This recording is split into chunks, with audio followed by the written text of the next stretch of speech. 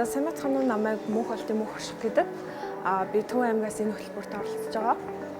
За энэ хөтөлбөрт оролцохоос өмнө бол би математик хичээлдээ маш их дуртай хүүхдээсэн.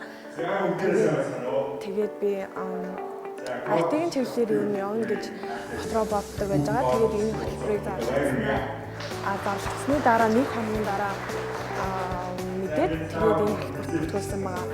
Тэгээд энэ хөтөлбөрт оролцсноор би маш олон зүйлийг сурч авсан.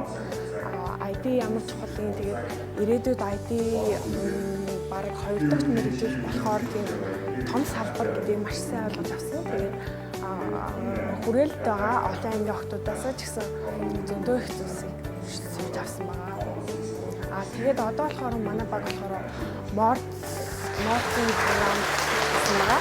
Тэгээд энэ болохоор англи, монголоос морц руу хөрвүүлдэг тийм програм бичсэн байгаа.